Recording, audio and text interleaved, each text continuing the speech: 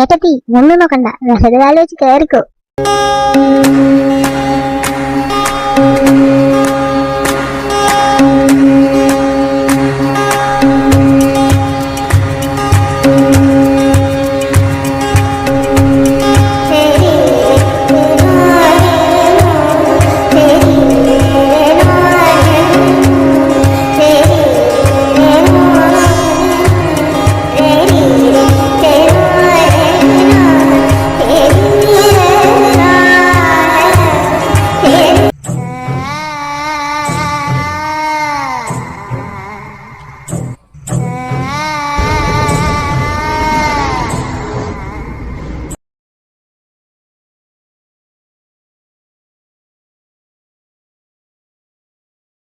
എന്താ ഇത്? എന്താണ് എന്ത് പറ്റി? നീ എന്തൊക്കെയാ കാണിക്കുന്നത്? അതെ, നിനക്കെന്താ പ്രാന്ത് പിടിച്ചോ? ആ പിടിച്ചു, എനിക്ക് പ്രാന്ത് പിടിച്ചു. നീയൊക്കെ കണ്ടതല്ലേ എന്റെ എന്റെ രുദ്രേട്ടനെ. എടി അതിനിപ്പൊ നീ ഇതെല്ലാം തല്ലി പൊട്ടിച്ചുകൊണ്ട് എന്തെങ്കിലും ആയോ? അവൾ ഇവിടെ തന്നെയല്ലേ നിൽക്കുന്നേ. നമുക്ക് നോക്കാം. അവൾ അധികകാലമൊന്നും ഇവിടെ വാഴില്ല. ഇല്ല, അവൾ അധികകാലമൊന്നും ഇവിടെ വാഴില്ല. സമ്മതിച്ചു കൊടുക്കില്ല ഞാൻ. എന്റെ രുദ്രേട്ടന്റെ കൂടെ ജീവിക്കാൻ അവളുടെ ആ മോഹം നടക്കില്ല. സമ്മതിക്കില്ല ഞാൻ, സമ്മതിക്കില്ല.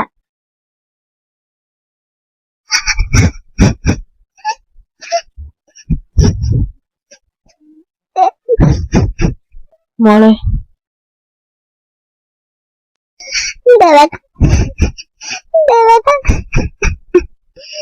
കരയില്ലടാ, നീ കരയുന്ന എനിക്ക് സഹിക്കാൻ പറ്റില്ല. കണ്ണിരുതോളാം. എന്റെ എന്റെ മോളല്ലേ, കരയല്ലേ. അതല്ല അതല്ല ദേവേട്ട, ഏട്ടത്തി. ആ സോറി, നിങ്ങള് സംസാരിക്കായിരുന്നു. ഞാനത് അമ്മ വിളിക്കുന്നുണ്ട് ഏട്ടത്തി, അത് പറയാൻ വേണ്ടി വന്നതാ. ആ ഞങ്ങൾ വന്നോളാം, നീ പോവാൻ നോക്ക്. നീ എന്തിനാ ഇങ്ങനെ കരയുന്നേ? ഒന്നും സംഭവിച്ചിട്ടില്ല, ഇനി ഒന്നും സംഭവിക്കാൻ പോകുന്നില്ല കേട്ടോ. ഞാനില്ല നിന്റെ കൂടെ.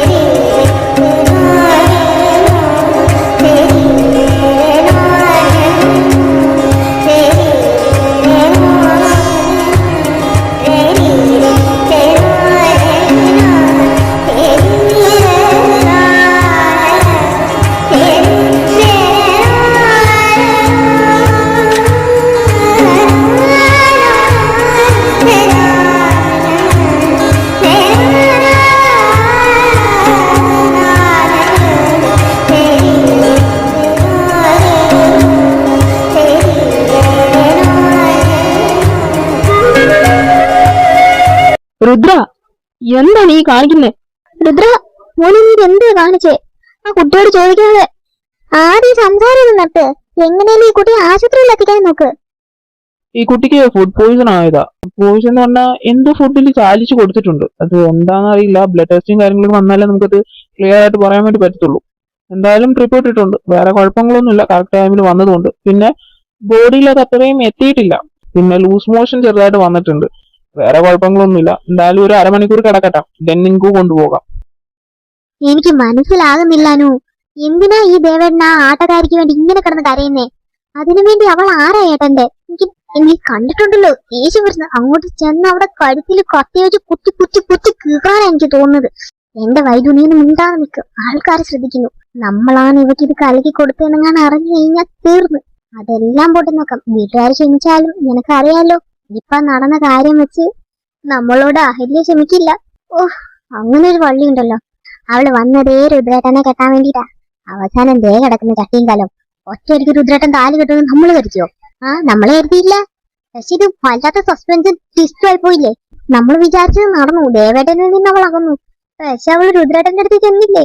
അയ്യോ, എനിക്കറിയത്തില്ല. ഇതിനെ ആ അഹല്യ അറിഞ്ഞു കഴിഞ്ഞാണ്ടല്ലോ, നീയൊന്നും ഉണ്ടാതിരി. നമ്മളാ ചെയ്തെന്ന് ആരും അറിയില്ല, നമ്മൾ രണ്ടുപേരും മാത്രം അറിഞ്ഞാൽ മതി. ആരാണ് ദേവൻ? പേഷ്യന്റ് വിളിക്കുന്നുണ്ട്. ഷോ, പാവം കുട്ടി. അതെ, ഈ രുദ്രേട്ടൻ എന്തിനാണാവോ പെട്ടെന്ന് താലി കെട്ടിയത്. നീ കേട്ടതല്ലേ ആ പൂജാരി അവിടെ കിടന്ന് പറഞ്ഞത്. എന്നാലും ആ കുട്ടി അറിയാതല്ലേ താലി കെട്ടിയേ. ഇനി ആ കുട്ടി എന്ത് ചെയ്യും? എന്ത് ചെയ്യാൻ? അത് അതിന്റെ വീട്ടിൽ പോണം. അങ്ങനെ പോവാൻ പറ്റുമോ? രുദ്രേട്ടൻ താലി കെട്ടിയതല്ലേ. എടി അതൊരു മഞ്ഞ ചരടല്ലേ, അതങ്ങോട്ട് ഊരി തിരിച്ചു കൊടുക്കണം, എന്നിട്ട് പോണം. എടി അങ്ങനൊക്കെ നടക്കുവോ? പിന്നെ നടക്കാതെ. രുദ്രേട്ടൻ എന്താ വേലെടുക്കാൻ വേണ്ടിട്ടല്ലേ അവളെ കെട്ടിയേ? ആ ആണ്, വേലെടുത്ത് കഴിയുമ്പോ അവളോട് പോകാൻ പറയണം. എടി അതല്ല, രുദ്രേട്ടൻ നീ അങ്ങനെ പോകാൻ പറഞ്ഞാലും ആ കുട്ടി പോകാൻ തയ്യാറായാലും ഇവിടെ ഉള്ളൊരു വിടുവോ? ഇവിടെ ഉള്ളൊരു വിടാൻ സമ്മതിച്ചാലും ആ മേപ്പാടൻ, ആ പ്രാന്തൻ സമ്മതിക്കുവോ? അല്ല, എന്റെ ഡൗട്ട് അതല്ല. ഇനി ഈ കുട്ടിക്ക് ഒരു അഫയർ ഉണ്ടെങ്കിലോ? അല്ല, ഈ കുട്ടി നേരത്തെ കല്യാണം കഴിച്ചതായിരുന്നെങ്കിലോ? ഇനിയിപ്പോ ഡിവോഴ്സ് ആയിരിക്കോ? അല്ല, ഇനി ഈ കുട്ടിക്ക് വേറൊരു കുട്ടി ഉണ്ടെങ്കിലോ? മിണ്ടാതിരിക്കടാ. എന്താ എന്താ നിനക്ക് എന്താ എന്താ പിന്നെ നിനക്ക് വയ്യേ? അല്ല എനിക്ക് അറിയാൻ പാടില്ലാത്തോണ്ട് ഇതിനെന്താ പ്രശ്നം? അതെ, ഇപ്പൊ ഇറങ്ങിയാലേ നമുക്ക് മുഹൂർത്തത്തിന് മുമ്പ് അമ്പലത്തിൽ എത്താൻ പറ്റുള്ളൂ. ഇയാളിത് പൊര കത്തുമ്പോഴാണ് വാറ്റാൻ ഇറങ്ങുന്നത്. അത് ഏത് പഴഞ്ചൊല്ല്? അത് ഞാൻ എഴുതിയ പഴഞ്ചൊല്ല്. അല്ല തിരുമേനി, ആ കുട്ടി വേലെടുക്കാൻ കൂടെ വന്നിട്ട് നമുക്കൊരു കാര്യം ചെയ്യാം. ആ കുട്ടിയോട് കാര്യങ്ങൾ പറഞ്ഞിട്ട് തിരിച്ച് ദേവൻ പറഞ്ഞ പോലെ ആ കുട്ടീനെ തിരിച്ചു വിടാം. അതിപ്പോ ആ കാര്യം നാം അല്ലല്ലോ തീരുമാനിക്കേണ്ടത്, അവരല്ലേ ഭാര്യയും ഭർത്താവും. അപ്പോ രുദ്രനും ആ കുട്ടിയും കൂടെ തീരുമാനിക്കട്ടെ. ആ കുട്ടിക്ക് സമ്മതമാച്ചാ ഇന്ന് തന്നെ നമുക്ക് അവരുടെ കല്യാണം അമ്പലത്തിൽ വെച്ച് നടത്താം. ഇന്ന് നല്ല ശുഭമുഹൂർത്തമാണല്ലോ. വേലെടുത്തു കഴിഞ്ഞതിന് ശേഷം അമ്പലനടക്കിൽ നിന്ന് വിവാഹം കഴിക്കാന്ന് വെച്ചാ അതും പാർവതിയും മഹാദേവനും ഒരുപോലെ വരുന്ന ദിവസമല്ലേ. അവരുടെ മുന്നിൽ വിവാഹം എന്ന് പറഞ്ഞാൽ അത്യുത്തമം. അതിപ്പം രുദ്രൻ സമ്മതിക്കുമെന്ന് അറിയില്ലല്ലോ. അതിപ്പോ എങ്ങനെയാട്ടാ? അത് ഏത് ജാതിയാ ഏത് വർഗാന്നൊന്നും അറിയാതെ ഈ ആട്ടക്കാരികളുടെ കൂടെ ഇങ്ങനെ ഡാൻസ് കളിക്കാൻ വന്നല്ലേ. എങ്ങനാ വീട്ടിൽ കയറ്റുക? എന്താന്ന് വെച്ചാ ദേവനകത്ത് പോയിട്ടുണ്ടല്ലോ, ആ കുട്ടിയോട് സംസാരിച്ചിട്ട് അവൻ വന്ന് പറയട്ടെ. പിന്നെ രുദ്രനോടും ചോദിക്കാം. ആ കുട്ടിക്ക് സമ്മതാച്ചാ തിരുമേനി പറഞ്ഞ പോലെ തന്നെ നമുക്ക് വിവാഹം നടത്താം. അതൊന്നും എനിക്ക് സമ്മതമല്ല. ദേവേട്ടൻ എവിടുന്ന് ഒരു പെങ്കൊച്ചിനെ ഡാൻസ് കളിക്കാൻ കൊണ്ടുവന്നു. എന്തോ കാരണവശാൽ രുദ്രേട്ടൻ അവളെ താലി കെട്ടേണ്ടി വന്നു എന്നും പറഞ്ഞ് അവളെ പിടിച്ച് വീട്ടിൽ മഹാറാണിയായിട്ട് വാഴിക്കാനാ? അതെ, ഞാനും അഹിമോള് പറഞ്ഞതിനോട് യോജിക്കുന്നു. എന്താന്ന് വെച്ചാ ആ കൊച്ചെവിടുന്നാ വന്നേന്നോ ഇതിന്റെ ജാതിയോ മതോ കുലോ ഒന്നും നമുക്കറിയില്ലല്ലോ. അതന്നെ. അതുമല്ല, ഇനി ഈ കുട്ടി സമ്മതിച്ചില്ലെങ്കിലോ? അതെങ്ങനാ നാത്തൂനെ സമ്മതിക്കാതിരിക്കാ? ഇത്രയും വലിയ കൊട്ടാരല്ലേ, സ്വത്തുമുണ്ട്. പിന്നെ രുദ്രനാണെങ്കിൽ ഇളമുറ തമ്പുരാനും കൂടാ. പിന്നെ രുദ്രനെ കാണാനും നല്ല ഭംഗിയാണല്ലോ. ഏതെങ്കിലും പെങ്കൊച്ചി ഇത്രയും വലിയൊരു പുളിങ്കൊമ്പ് വേണ്ടാന്ന് വെക്കും? വിവരമുള്ളവളാണെങ്കിൽ എന്താണേലും വേണ്ടാന്ന് വെക്കില്ല. ആ അതന്നെ, അതുകൊണ്ട് തന്നെ ഞാൻ പറഞ്ഞേ, എനിക്ക് എന്തായാലും സമ്മതമല്ല ഇങ്ങനെ ഒരു വീട്ടിൽ വരുന്നത്. ഞാനും കൂടെ ഉള്ള വീടാ. എനിക്ക് സമ്മതമല്ല എന്ന് പറഞ്ഞാൽ സമ്മതമല്ല. നിന്റെ സമ്മതം ഇവിടെ ആരും ചോദിച്ചില്ല.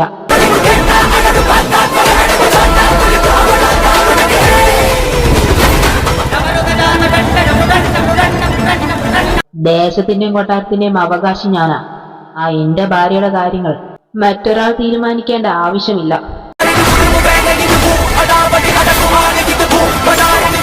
മുത്തശ്ശ, തിരുമേനി പറഞ്ഞതുപോലെ തന്നെ നടക്കട്ടെ. ഇന്ന് വേലെടുപ്പിന് ശേഷം ഈ സ്കന്ദപുരം മുഴുവൻ കാണെ വടക്ക് ദേശത്തിന്റെ കാവലായ മഹാദേവനും പാർവതി ദേവിയും സാക്ഷിയാക്കി ഈ രുദ്രദേവവർമ്മ ദുർഗയുടെ കഴുത്തിൽ താലി ചാർത്തിയിരിക്കും. അത് തടയാനാവതുള്ളവർ വാ.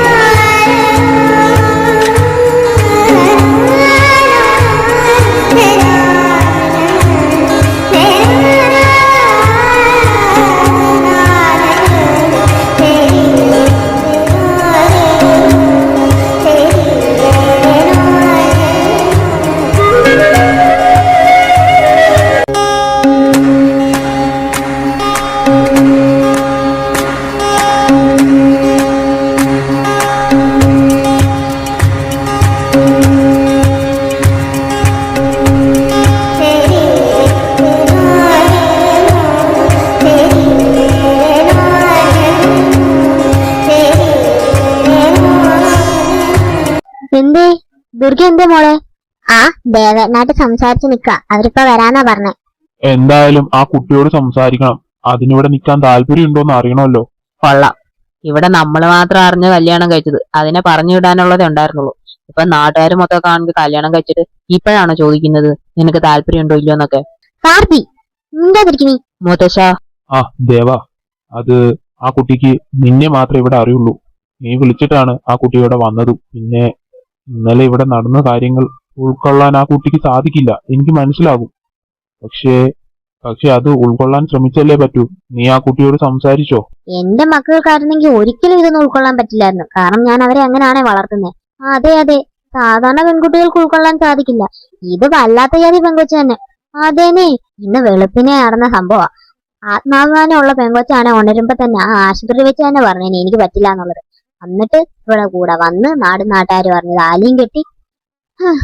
അല്ല, ഈ പാതിരാത്രിക്ക് ദേവൻ നടന്നു വരുന്നത് ഈ കുട്ടി എങ്ങനെ എത്തി? അത് നിങ്ങൾ ആരും തിരക്കിയില്ലല്ലോ. അതിന് തരെന്താ? എന്നിട്ട് മതി ഇവിടെ നിക്കലും ഒക്കെ. പിന്നെ കല്യാണം കഴിച്ച് ഇനിയിപ്പോ എന്ത് പറഞ്ഞാലും ഇവിടെ നിർത്തിയല്ലേ പറ്റൂ. അതാണല്ലോ അവകാശിയുടെ ഉത്തരവ്. ഒന്ന് നിർത്തുന്നുണ്ടോ? കൊറേ ആയി ഞാൻ കേൾക്കുന്നു എന്റെ കുട്ടിയെ പറ്റി ഈ അനാവശ്യം പറച്ചില്. അവൾ ഇവിടെ ആരെയും കെട്ടി പൊറുക്കാൻ വന്നതൊന്നും അല്ല.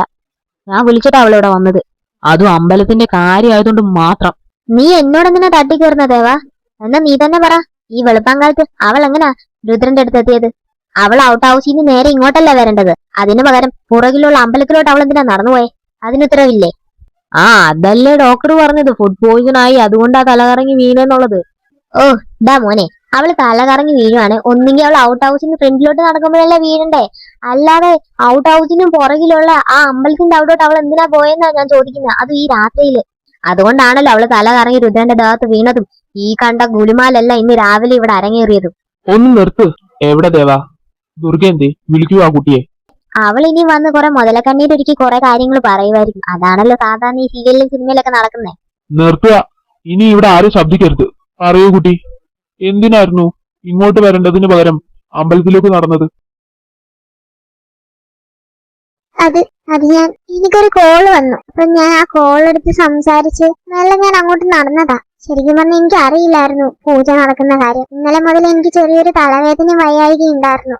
അത് നന്ന രാത്രിയിൽ ഫുഡൊന്നും കഴിച്ചില്ലായിരുന്നു. അപ്പോ വെളുപ്പിനെ ഡാൻസ് ഉണ്ട്, എല്ലാരും വിളിച്ച് എഴുന്നേപ്പിച്ചു. അങ്ങനെ ഞാനും റെഡി ആയത്. അപ്പൊ രാത്രിയിലും ഇന്നലെ ഉച്ചയ്ക്ക് ഒന്നും കഴിക്കാഞ്ഞോണ്ട് നന്നായിട്ട് വിശന്നു.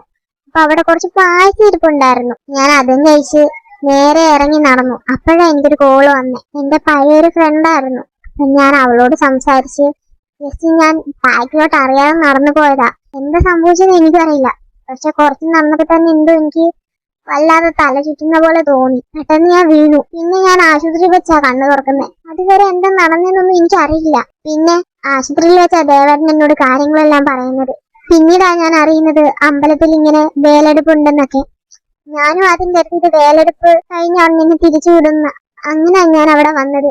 അപ്പൊ ഇവരെല്ലാരും വന്ന് എന്നെ കല്യാണ വേഷത്തിൽ ഒരുക്കി. അപ്പോഴും ഞാൻ അറിഞ്ഞില്ല എന്നെ കല്യാണം കഴിക്കാൻ പോവാന്നുള്ള കാര്യം. ആരും എന്നോട് പറഞ്ഞില്ല. ഞാൻ കരുതി ഇനി അമ്പലത്തിന്റെ ചടങ്ങിന്റെ എന്തെങ്കിലും ഭാഗമായിട്ടായിരിക്കും. ഞാൻ അങ്ങനെ അവിടെ നിന്നത്. താലി എടുത്ത് കെട്ടുമ്പോഴാ സത്യമായിട്ട് ഞാൻ അറിയുന്നത് എന്റെ കല്യാണമാണ് നടന്നെന്ന്. അതെ, ഞാനും അറിഞ്ഞില്ലായിരുന്നു ഇവളെ ഇങ്ങനെ ഒരുക്കിക്കൊണ്ട് പോകുന്നത് കല്യാണം കഴിക്കാൻ വേണ്ടിയാണെന്ന്. കഴിഞ്ഞതെല്ലാം കഴിഞ്ഞു. ഇനി അതാലോചിച്ചിട്ട് കാര്യമില്ലല്ലോ. എന്തായാലും മോളും മോളുടെ അച്ഛന്റെ അമ്മയുടെ നമ്പർ ഇതാ. അവരോട് ഇവിടെ വരാൻ പറ. ബാക്കിയൊക്കെ ഇവിടെ വന്നതിന് ശേഷം മുത്തശ്ശൻ സംസാരിക്കാം. എനിക്ക് ആരുമില്ല. എന്റെ വീട് പാലക്കാട് തമിഴ്നാട് ബോർഡറിലാണ്. എനിക്ക് 5 വയസ്സുള്ളപ്പോഴാ അച്ഛനും അമ്മയും മരിക്കുന്നത്. ഒരു ആക്സിഡന്റ് ആയിരുന്നു. രണ്ടുപേരും പളനിയിൽ പോയിട്ട് തിരിച്ചു വരുന്ന വഴി ബസ് ആക്സിഡന്റ് ആയതാ. പിന്നെ എന്നെ വളർത്തിയതെല്ലാം അച്ഛമ്മയായിരുന്നു. അച്ഛമ്മയ്ക്ക് തമിഴ്നാട്ടിലൊരു ചായക്കട ഉണ്ടായിരുന്നു. അപ്പോ കുട്ടിക്കാലം മുതലേ ഞാൻ പിന്നെ അവിടെ ആയിരുന്നു. അങ്ങനെ ആ ചായക്കട നോക്കുന്ന ചെറിയ വരുമാനത്തിലായിരുന്നു അച്ഛമ്മ എന്നെ വളർത്തിയത്. കഴിഞ്ഞ വർഷമാ മുത്തശ്ശി മരിക്കുന്നത്. ദേവേട്ടൻ ചാരക്കോട്ട് തമിഴ്നാട്ടിൽ വരുമ്പോ അവിടെ നിന്നായിരുന്നു ഫുഡ് കഴിച്ചോണ്ടിരുന്നത്. അങ്ങനെ ദേവേട്ടനെ അറിയാം. പിന്നെ മുത്തശ്ശി മരിച്ചു കഴിഞ്ഞപ്പോഴാ ഞാൻ ഒറ്റയ്ക്കായത്. അങ്ങനെ ദേവേട്ടനാ എന്നെ ഇവരുടെ കൂടെ ഡാൻസിന് ചേർത്തത്. മുത്തശ്ശിയെ നോക്കി നടന്നത് കൊണ്ട് തന്നെ അങ്ങനെ എനിക്ക് +2 കഴിഞ്ഞ് പഠിക്കാനൊന്നും പറ്റിയില്ല. ആ ചായക്കട നോക്കിയാ ഞാനും മുത്തശ്ശിയും ജീവിച്ചത്. കേട്ടല്ലോ, എല്ലാവരും സംശയം തീർന്നല്ലോ. അവൾ ഇവിടെ ആരെയും കെട്ടാൻ വേണ്ടി വന്നതല്ല. അല്ല, നിങ്ങളെല്ലാരും തീരുമാനിച്ചത് എന്തായിരുന്നു? വേലെടുത്ത് കഴിഞ്ഞ ഉടനെ ഇവളെ തിരിച്ചുവിടാന്നല്ലേ? എന്നിട്ട് എന്താ അവിടെ കാണിച്ചത്? അത്രയും നാട്ടുകാരുടെ മുന്നിൽ വെച്ച് പിന്നെയും താലി കെട്ടിയിരിക്കുന്നു. ഇനി ഇവൾക്കൊരു ജീവിതം ഉണ്ടോ? അല്ല, ഇത് ഇവളോട് പോലും ചോദിക്കാതെ ഈ തീരുമാനം എടുത്തതാരാ? ചോദിച്ചത് കേട്ടില്ലേ? ഇത് ആരെടുത്ത തീരുമാനമാണ്? ഇത് ഞാനെടുത്ത തീരുമാനമാ.